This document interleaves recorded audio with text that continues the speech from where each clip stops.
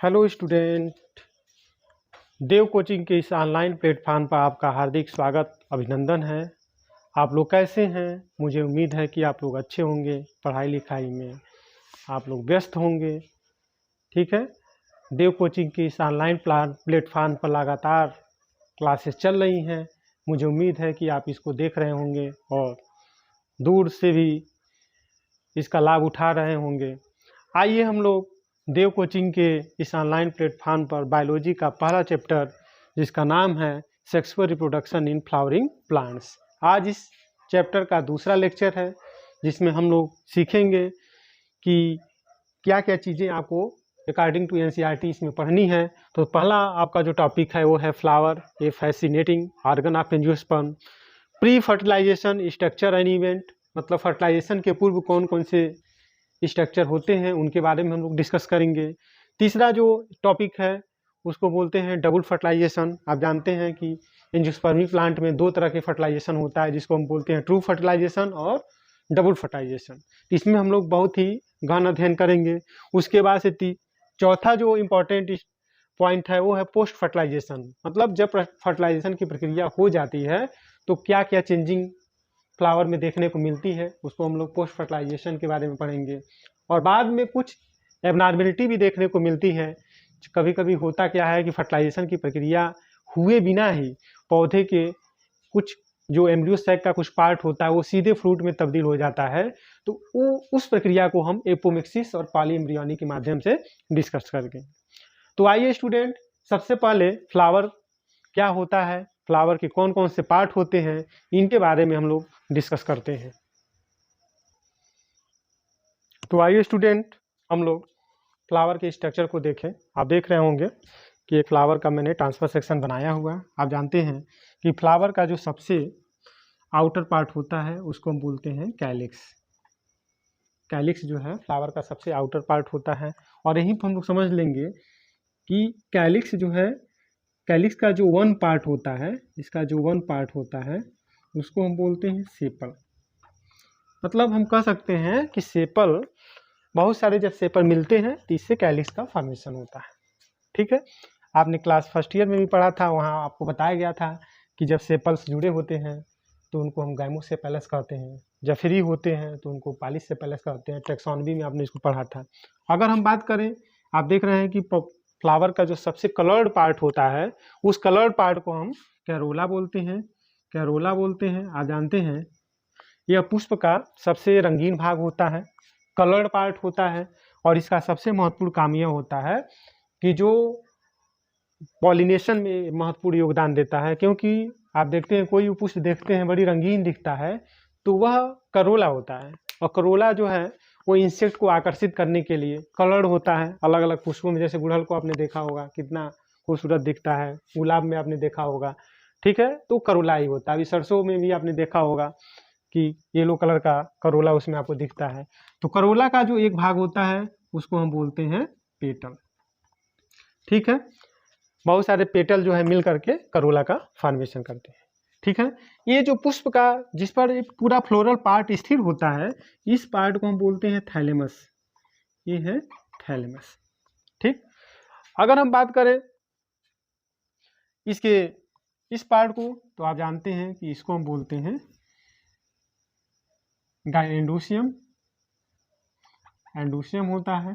इसका जो एक पार्ट होता है इसको हम बोलते हैं स्टेमन बोलते हैं। ठीक, और सबसे अंत में जो बीचों बीच में आप संरचना देख रहे हैं इस पार्ट को हम बोलते हैं, जो बीच वाला पार्ट है ये इसको बोलते हैं गाइनोसियम। ठीक है, एंडोसियम की अगर हम बात करें तो एंडोसियम फ्लावर का जो है मेल पार्ट होता है। ठीक है, मेल पार्ट होता है। और जो गाइनोसियम होता है फ्लावर का फीमेल पार्ट होता है।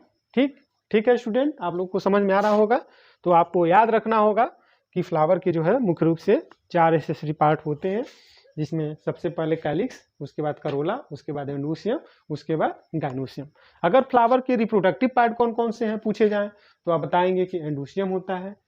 ठीक है, इसको हम स्टेमन कहते हैं, इसके एक भाग को। गाइनोसियम होता है, इसके एक भाग को हम पिस्टिल कहते हैं।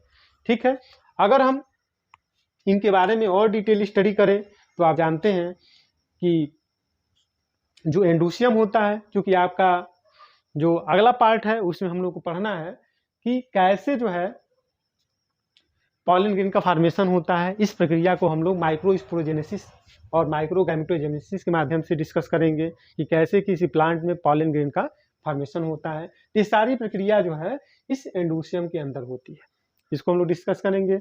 उसके बाद हम लोग पढ़ेंगे कि किस तरह से इस गाइनोसियम के अंदर, जो गाइनोसियम जो होता है ये फ्लावर का फीमेल पार्ट होता है, इसके अंदर जो है इस तरह से एक प्रक्रिया चलती है जिसको बोलते हैं मेगास्पोरोजेनेसिस। मेगास्पोरोजेनेसिस, इस मेगास्पोरोजेनेसिस में आप देखेंगे कि कैसे जो है फीमेल गैमेटोफाइट का फॉर्मेशन होता है, कैसे एम्ब्रियो सैक बनता है, उस एम्ब्रियो सैक में कैसे 7 सेल 8 न्यूक्लियाई का फॉर्मेशन होता है। आप देखेंगे कि उसमें कैसे सिनर्जिस्ट का फॉर्मेशन होता है, कैसे एग सेल बनता है, कैसे जो है सेकेंडरी न्यूक्लियाई का फॉर्मेशन होता है, किस तरह से एंटीपोडल सेल बनता है, उसका क्या वर्क्स होता है, उसके बारे में हम लोग मेगास्पोरोजेनेसिस के बारे में पढ़ेंगे। जब एम्ब्रियो सैक बन जाएगा, ठीक है, तो उसी समय फ्लावर में एक और महत्वपूर्ण प्रक्रिया चल रही होती है जो स्टेमेन के अंदर होती है, जिसको बोलते हैं माइक्रोस्पोरोजेनेसिस। माइक्रोस्पोरोजेनेसिस, इस माइक्रोस्पोरोजेनेसिस की प्रक्रिया में जो है एंथर में माइक्रोस्पोर का कैसे फॉर्मेशन होता है, माइक्रोस्पोर के फॉर्मेशन के बाद कैसे पॉलन ग्रेन बनता है, इस पूरी प्रक्रिया को हम लोग माइक्रोस्पोरोजेनेसिस में पढ़ेंगे। इसके बाद इसमें माइक्रोगैमेटोजेनेसिस की प्रक्रिया होती है और इसी के अंदर जो है पॉलन ग्रेन का कैसे फॉर्मेशन होता है। अब जब पॉलन ग्रेन जैसे ही बन जाता है तो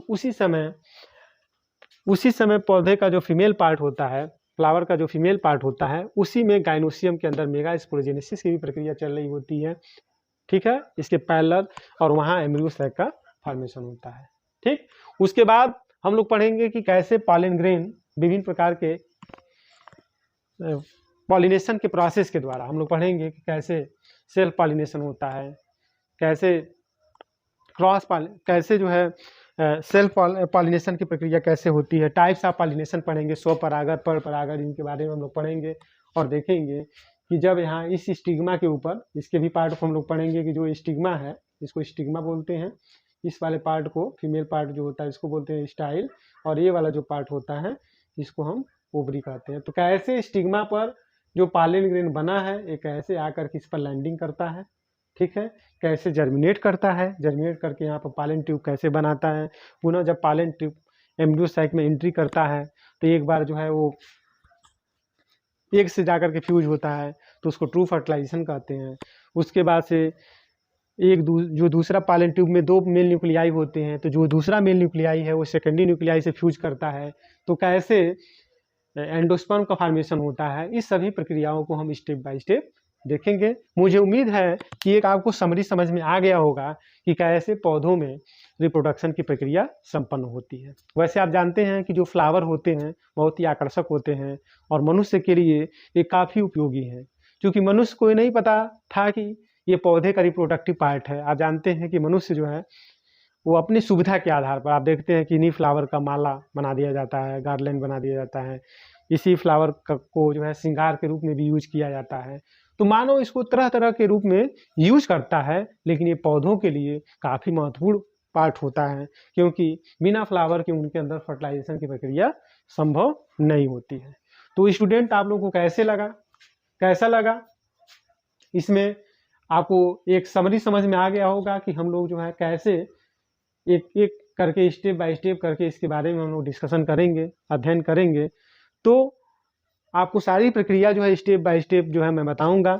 कल से मैं आप लोगों को माइक्रोस्पोरोजेनेसिस की प्रक्रिया को बताऊंगा कि कैसे इस एंथर के अंदर जो है माइक्रोस्पोरोजेनेसिस की प्रक्रिया होती है, उसमें कौन कौन से सेल बनते हैं, इस पर हम लोग गहन अध्ययन करेंगे। तो मुझे उम्मीद है कि जो भी आपको बताया जा रहा है वो बहुत अच्छे तरीके से आपको समझ में आ रहा होगा। अगर किसी भी तरह का आपको कोई डाउट्स होगा तो आप कमेंट सेक्शन में बता सकते हैं, ठीक है। तो बहुत बहुत धन्यवाद। जय हिंद।